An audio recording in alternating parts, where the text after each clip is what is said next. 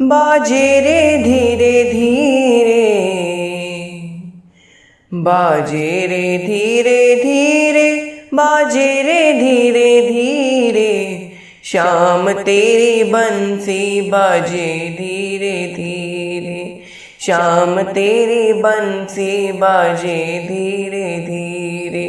आगे आगे राम चलत है, पीछे से लक्ष्मण, आगे आगे राम चलत है, पीछे से लक्ष्मण, बीच में है सीता चलत धीरे धीरे, बीच माही सीता चलत धीरे धीरे, श्याम तेरी बंसी बाजे धीरे धीरे, श्याम तेरी बंसी बाजे धीरे धीरे।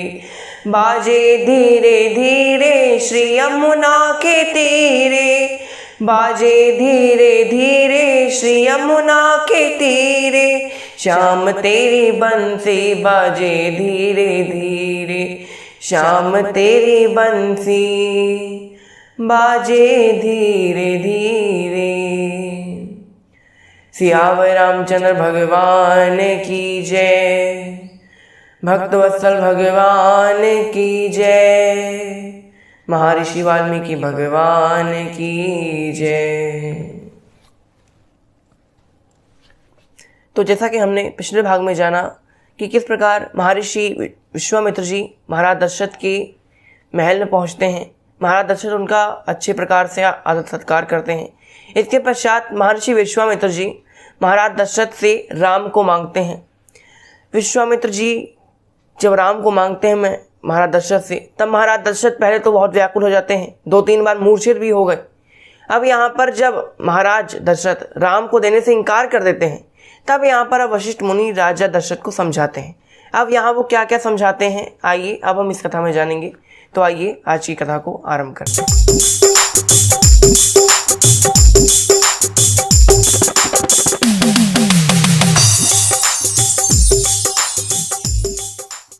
यहाँ पर जब महाराज दशरथ 2-3 बार मूर्छित हो गए, इसके पश्चात विश्वामित्र जी को लगने लगा कि अब दशरथ मुझे राम को नहीं देंगे, पक्का अब इनकार करने वाले हैं। तब यहाँ महर्षि विश्वामित्र जी अपने क्रोध को अंदर अभी तक दबाए हुए थे। क्यों दबाए हुए थे? क्योंकि उनको पता था कि अगर मैंने इस क्रोध को बाहर निकाल दिया तो मैंने जितना भी अभी तक यज्ञ आदि कर्म किए हैं, अभी जो मैं कर रहा हूँ सिद्धाश्रम में, जो मेरा यज्ञ अभी चल रहा है, वो यज्ञ खंडित हो जाएगा अगर मैंने क्रोध किया तो विश्वामित्र जी अभी तक अपने क्रोध को रोके हुए हैं।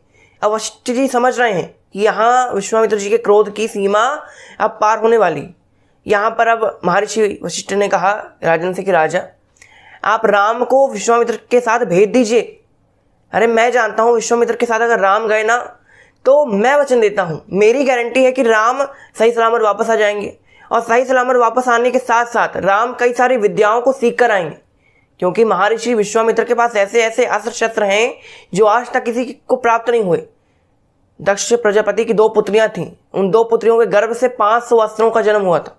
वो 500 अस्त्र शरीर धारण करते थे, लेकिन शरीर धारण करने के पश्चात उनको बाण में लगाकर, उनको धनुष में लगाकर बाण रूपी अस्त्र थे वो। तो उन सारे अस्त्र, जितने अस्त्र हैं 500 अस्त्र, वो सारे अस्त्र विश्वामित्र जी के पास है। ब्रह्मास्त्र, चक्र, त्रिशूल, जितने अस्त्र हैं सब विश्वामित्र जी के पास है। कई सारी ऐसी ऐसी विद्याएं हैं जो अभी तक मुझे नहीं पता, लेकिन विश्वामित्र जी को पता है। तो आप विश्वामित्र जी के साथ राम को भेज दीजिए, इससे उसका कल्याण ही होना है, ये मैं गारंटी देता हूँ। अब मुझसे ज़्यादा विश्वामित्र को कौन जान सकता है? जिसने आपस में जिनका युद्ध हुआ हो उनको, विश्वामित्र को उनसे ज़्यादा कौन जान सकता है? वशिष्ठ मुनि ने कहा। तब यहाँ पर राजा थोड़ा ढाढ़स बनी उनको कि हाँ अगर मैं भेज देता हूँ तो मेरे राम सही सलामत वापस आ जाएंगे। अब यहाँ वशिष्ठ जी थोड़ा और समझाते हैं, फिर यहाँ राजा मान जाते हैं, दशरथ महाराज मान जाते हैं, कहते हैं चलो ठीक है हम राम को भेज देंगे। लेकिन महर्षि विश्वामित्र जी आप राम को अगर ले जा रहे हैं तो राम की परछाई लक्ष्मण को भी ले जाना पड़ेगा। राम के साथ अगर लक्ष्मण नहीं जाएंगे तो राम अधूरे हो जाएंगे। यहाँ पर लक्ष्मण दुखी रहेंगे और राम वहाँ आपके साथ दुखी रहेंगे, दोनों को साथ ले जाइए, दोनों एक दूसरे की परछाई। यहाँ पर विश्वामित्र जी ने कहा ठीक है, एक से भले 2 लो। विश्वामित्र ने कहा चलो ठीक, अपने राम को बुलाओ, लक्ष्मण को बुलाओ, और हम अब प्रस्थान करने के लिए तैयारी कर रहे हैं। यहाँ पर अब महाराज दशरथ ने राम जी को बुलाया, लक्ष्मण जी को बुलाया। दोनों के हाथों को पकड़ा। इसके पश्चात कहा कि अब तुमको विश्वामित्र जी के साथ जाना है और उनकी निरंतर सेवा करते हुए उनका जो भी कष्ट है उन सब का निवारण तुमको करना है। अब यहाँ पर श्री राम और श्री लक्ष्मण जी विश्वामित्र जी के साथ चलने के लिए तैयार होते हैं। यहाँ पर अब दोनों राजकुमार विश्वामित्र जी के साथ महल से बाहर निकलते हैं। यहाँ पर अब भगवान राम बीच में हैं, आगे उनके विश्वामित्र जी हैं और राम जी के पीछे हैं श्री लक्ष्मण जी। यहाँ पर बड़ी अच्छी शोभा है। तीनों लोग जब जा रहे हैं, महर्षि विश्वामित्र जी हैं, फिर राम जी हैं, फिर लक्ष्मण जी हैं, ऐसा लग रहा है जैसे ब्रह्मा जी साक्षात विश्वामित्र का रूप धरे हों और अश्विनी कुमार साक्षात राम और लक्ष्मण का रूप धरे हों। ऐसा प्रतीत होता है। बड़े बड़े ऐसा लग रहा है कि जैसे इंद्र और सूर्य बृहस्पति के साथ चल रहे हैं। देवता बड़े प्रसन्न हैं।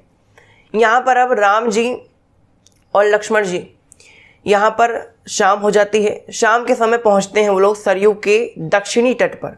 शाम तक पहुँच गए वो सरयू नदी के दक्षिणी तट पर। यहाँ पर अब तट में पहुँचते हैं तब विश्वामित्र जी कहते हैं कि राम लक्ष्मण, अब रात होने वाली है, हमको अपना पहला विश्राम यहीं कर लेना चाहिए। अच्छी बात है। यहाँ पर अब रात हुई। अब जो विश्वामित्र जी थे, राम और लक्ष्मण, उन्होंने त्रिकाल संध्या होती हैं, सुबह, दोपहर और शाम की। यहाँ अब विश्वामित्र जी और राजकुमारों ने त्रिकाल संध्या की, पूजा अर्चन किया, सूर्यदेव को नमन किया, आदि आदि कार्य किए, जितने भी धार्मिक अनुष्ठान थे वो सब किए। यहाँ पर अब विश्वामित्र जी दोनों राजकुमारों से कहते हैं कि राजकुमारों, अब मैं राम को, यानी कहते हैं विश्वामित्र जी कि राम, अब मैं तुमको दो ऐसी विद्याएं सिखाने वाला हूँ जिनको सीखने के लिए कई लोग लालायित रहते हैं। ये जो दो विद्याएं हैं साक्षात ब्रह्मा जी की पुत्रियां मानी जाती हैं। अगर इन दोनों विद्याओं को किसी ने अगर सीख लिया, जिसने इसको सीख लिया, वो हर प्रकार के युद्ध को जीत सकता है। वो दो विद्याएं हैं बला तथा अति बला। इन दो विद्याओं को सीख लेने के पश्चात जब भी तुमको युद्ध करोगे या कभी भी, तुमको भूख और प्यास कभी सताएगी नहीं। ऐसा नहीं कि तुमको भूख प्यास नहीं लगेगी, लेकिन तुमको भूख और प्यास कभी भी ऐसा व्याकुल नहीं कर पाएगी तुमको। और जब तुम निद्रा में रहोगे तब भी अगर शत्रु तुम पर अटैक करने वाला, अगर तुम पर प्रहार करने वाला है, तो शत्रु के प्रहार करने से पहले ही तुमको पता चल जाएगा कि शत्रु तुम्हारे सामने है। यानी कई सारे इस विद्या के फायदे हैं। यहाँ पर अब विश्वामित्र जी ने राम जी को अपने सामने बिठाया। यहाँ पर अब बला और अति बला नाम की दो विद्याएं दी। इसके साथ साथ कई सारे अस्त्र भी प्रदान किए। यहाँ पर अब रात का समय था। अब यहाँ पर श्री राम जी और श्री लक्ष्मण जी दोनों विश्वामित्र जी के एक एक पैरों को पकड़े हुए हैं और अब पैर को दबा रहे हैं। अब यहाँ पर देखिए, अब कितना अच्छा अगर आप देखें तो दृश्य है, अगर कोई समझे। यहाँ पर विश्वामित्र जी लेटे हुए हैं और राम और लक्ष्मण चरण दबा रहे हैं। राम और लक्ष्मण कौन है? साक्षात विश्व विधाता है भगवान श्री राम। और विश्व विधाता आज अपने गुरुओं के चरण दबा रहे हैं। यानी गुरु का स्थान कितना मायने रखता है लोगों के लिए, ये हम राम जी की छवि से देख सकते हैं। और गुरु भी कैसे होने चाहिए? गुरु में भी कोई ऐसी खासियत होगी कि राम जी साक्षात परमपिता परमेश्वर जिसके पैर दबा रहे हैं, उनके चरण रज में उनके अंदर कोई ना कोई खासियत अवश्य होगी। यहाँ पर अब विश्वामित्र जी के चरण दबा रहे हैं भगवान श्री राम। इसके पश्चात चरण दबाने के पश्चात तीनों लोग, विश्वामित्र जी, राम जी और लक्ष्मण जी, लेट जाते हैं। यहाँ देर रात तक दोनों लोग बातें करते हैं और बातें करने के पश्चात सुबह होती है। तब यहाँ पर राम जी से विश्वामित्र जी कहते हैं कि राम और लक्ष्मण, अब हमें प्रस्थान करना चाहिए, आगे की यात्रा को अब हम आरंभ करें। अब यहाँ पर आगे की यात्रा होती है। यहाँ पर राम जी पहुँचते हैं सरयू और गंगा के समागम की ओर। सरयू गंगा का संगम जहाँ होता था, उस संगम में राम जी पहुँचते हैं। अब यहाँ पर संगम में पहुँचने के पश्चात एक आश्रम में पहुँचते हैं, आदि आदि भगवान लीला करते हैं। अब हम यहाँ अगले सत्र में जानेंगे कि भगवान ने ताड़का का अंत कैसे किया, ताड़का अंत, अहिल्या उद्धार, आदि आदि कथाओं में हम प्रवेश करेंगे। लेकिन आज की कथा को हम यहीं विराम देते हैं। आज के लिए बस इतना ही। आपका बहुत बहुत धन्यवाद।